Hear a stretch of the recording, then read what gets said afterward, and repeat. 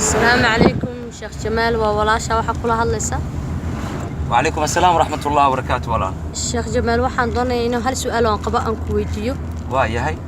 waxaan doonayaa jinka caashiqa su'aashaas inaad iga jawaabtay muxuu ka dhigan yahay waan gartay walaal jinka caashiqa horta assalaamu calaykum raxmatullahi wabarakaatu walaalaha oo dhan waxaan ku salaamayaa 114 suuradaha ilaahay subxaana allah tacaala ilaah dembigeena ha dhaafo wasalaatu wasalaam calaa rasuulillah sala allahu calayhi wasalam jinka caashiqa walaal waa laba nooc ayuu u imaadaa waana cadow weeyaan video hore ayaan ka hadlay jinka caashiqu waxaad ogaataa gabdhuhu aad buu u dhibaa wuxuu u diidaa guurku ayuu u diidaa nolosha ayuu u diidaa uu daba socdaa mar kaste qaar waxaa jira riyooyinka ugu imanayo riyooyin cabsi ayuu tusayaa qaar waxaa jira jirkooga xitaa uu dilayo uu xaganayo ama maaragtay dhibaato kale ayuu keenaya insha allah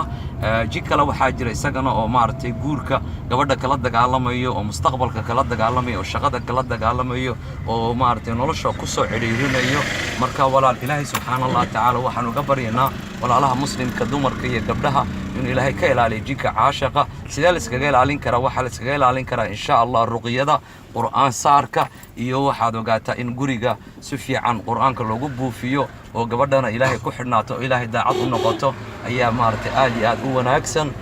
insha allah fiidiyoda soo socdo ayaa si faahfaahan aan ugu hadli doonaa waxaan rajaynayaa inaad insha allah inta aan kaga baxo ilaahay dembigeena ha dhaafo muraadkeena ha sahlo waad mahadsantahay walaal